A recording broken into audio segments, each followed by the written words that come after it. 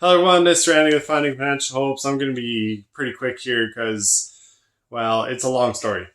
So essentially 2 years ago, when I actually got super passionate about this subject and helping people get back on their feet financially and help them save for retirement and do all of this stuff, I actually thought I could do a lot of good in the banking system because I just knew there was a bunch of products that they sold that I just wasn't happy about, but I figured I wouldn't have to sell them. I could just do what I'm called to do and I could actually help a lot of people.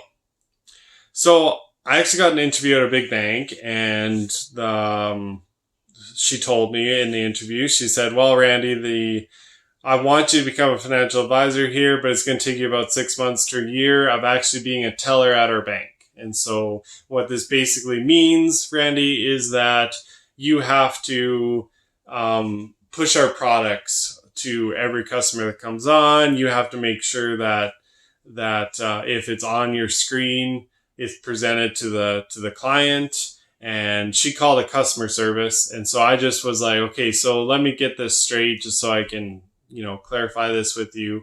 You want me to start selling the bank's products. Would these bank's products be like credit cards, lines of credits, mortgages, overdrafts, all of this stuff? And she said, yeah, those are the products.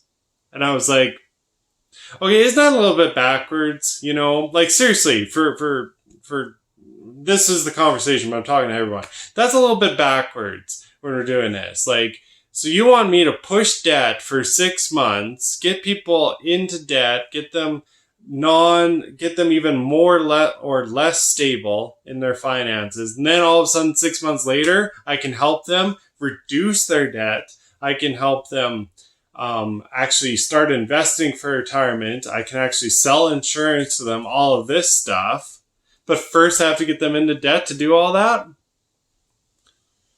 And she just looked at me because, I'm a very direct communicator. And she just was like, yeah, I guess that's right. I didn't think about it that way. I didn't say this to her, but I was like, seriously, you didn't think about it that way? You work in the system. Like, that's how it is. And so I was like, I'm clearly not the right person for the job. And I'm sorry for wasting your time, but I'm clearly not the right person for the job. And she responds with, well, that's a shame because I think you could do a lot of good in that industry just by like what you're telling me. And I said, well, okay. So since she opened up the conversation, I said, I think I could too. And I think I could really actually make really some good differences in that world, in the financial advising world inside the bank. But I'm not going to take 6 months of my life pushing debt, something that I'm just so against in my soul deep down there. I'm not going to do that for 6 months just to get in that position.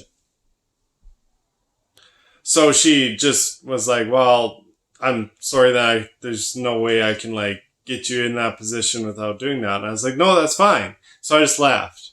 I just said, you know what, like, thank you for your time. I left. I took off. I was so frustrated. Like, I probably ranted like 4 or 5 people and they probably just were like, hey, Randy, like, chill.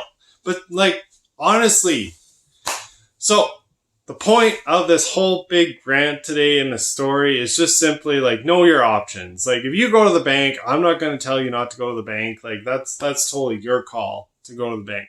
But see what your options are. Because honestly, there are so many financial advisors out there. Find the right one because they can help you with your retirement. They can help you save for something that's coming up in like 5 or 10 years. They can help you. Yeah, they can help you save for a mortgage, all of this stuff. And they can actually sell you proper insurance that's not the bank's big feed insurance.